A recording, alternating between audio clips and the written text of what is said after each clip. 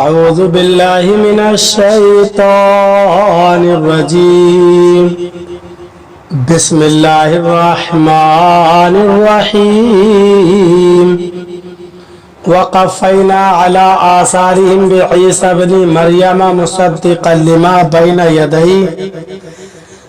يديه من التوراة وآتيناه الإنجيل فيه هدى ونور ومصدقا لما بين يديه من التوراة وهدى وموعظة للمتقين۔ ترجمہ کنزُل ایمان۔ اللہ کے نام سے شروع جو نہایت مہربان رحم والا۔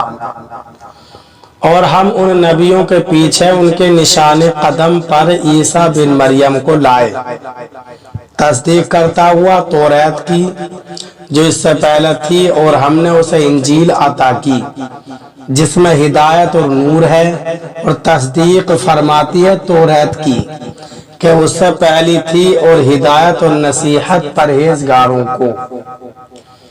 ترجمہ کنزُل عرفان۔ اور ہم نے ان نبیوں کے پیچھے ان کے نقش قدم پر عیسیٰ بن مریم کو بھیجا، اس توریت کی تصدیق کرتے ہوئے جو اس سے پہلے موجود تھی، اور ہم نے اسے انجیل عطا کی جس میں ہدایت اور نور تھا، اور وہ انجیل اس سے پہلے موجود توریت کی تصدیق فرمانے والی تھی اور پرہیزگاروں کے لیے ہدایت اور نصیحت تھی۔ وقفینا علی آثارہم۔ اور ہم نے ان نبیوں کے پیچھے ان کے نقش قدم پر بھیجا۔ توریت کے احکام بیان کرنے کے بعد انجیل کے احکام کا ذکر شروع ہوا، اور بتایا گیا کہ حضرت عیسیٰ علیہ السلام توریت کی تصدیق فرمانے والے تھے کہ توریت اللہ تعالی کی نازل کردہ کتاب ہے، اور توریت کے منسوخ ہونے سے پہلے اس پر عمل واجب تھا۔ حضرت عیسیٰ علیہ السلام کی شریعت میں توریت کے بعض احکام منسوخ کر دیے گئے۔ اس کے بعد انجیل کی شان بیان فرمائی گئی کہ اس میں ہدایت اور نور تھا، اور ہدایت اور نصیحت تھی۔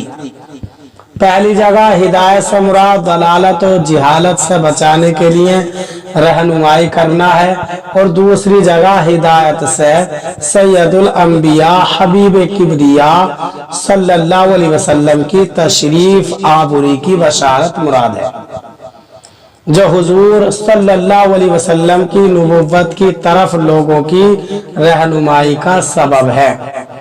وَلْيَحْكُمْ أَهْلُ الْإِنْجِيلِ بِمَا أَنزَلَ اللَّهُ فِيهِ وَمَنْ لَمْ يَحْكُمْ بِمَا أَنزَلَ اللَّهُ فَأُولَئِكَ هُمُ الْفَاسِقُونَ۔ ترجمہ کنزُل ایمان۔ اور چاہیے کہ انجیل والے حکم کریں اس پر جو اللہ نے اس میں اتارا، اور جو اللہ کے اتارے پر حکم نہ کریں تو وہی لوگ فاسق ہیں۔ ترجمہ کنزُل عرفان۔ اور انجیل والوں کو بھی اسی کے مطابق حکم کرنا چاہیے جو اللہ نے اس میں نازل فرمایا ہے، اور جو اس کے مطابق فیصلہ نہ کرے جو اللہ نے نازل کیا تو وہی لوگ نافرمان ہیں۔ وَلْيَحْكُمْ أَهْلُ الْإِنْجِيلِ۔ اور انجیل والوں کو حکم کرنا چاہے۔ اس آیت کا معنی یہ ہے کہ انجیل والوں کو بھی اسی حکم کے مطابق حکم کرنا چاہیے جو اللہ تعالی نے انجیل میں نازل فرمایا ہے، یعنی سید الانبیاء صلی اللہ علیہ وسلم پر ایمان لانا چاہیے، اور آپ صلی اللہ علیہ وسلم کی نبوت کی تصدیق کرنی چاہیے، کیونکہ انجیل میں اسی کا حکم دیا گیا ہے۔ دوسرا معنی یہ ہے کہ جب ہم نے عیسائیوں کو انجیل عطا کی تو اس وقت ان کو یہ حکم دیا تھا کہ وہ ان احکام پر عمل کرے جو انجیل میں مذکور ہیں۔ اگر یہ اعتراض کیا جائے کہ قرآن مجید کے نزول کے بعد انجیل پر عمل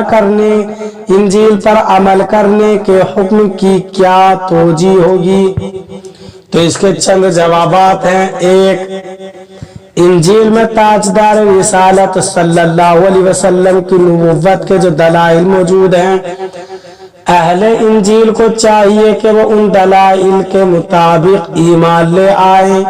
2، اہل انجیل ان احکام پر عمل کریں جن کو قرآن نے منسوخ نہیں کیا۔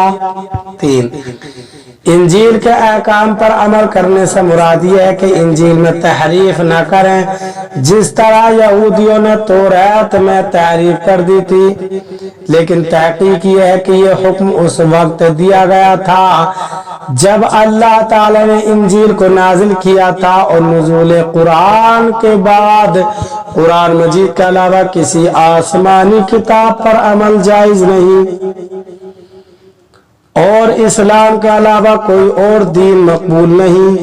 اللہ تعالی ہمیں عمل کی توفیق عطا فرمائے، آمین۔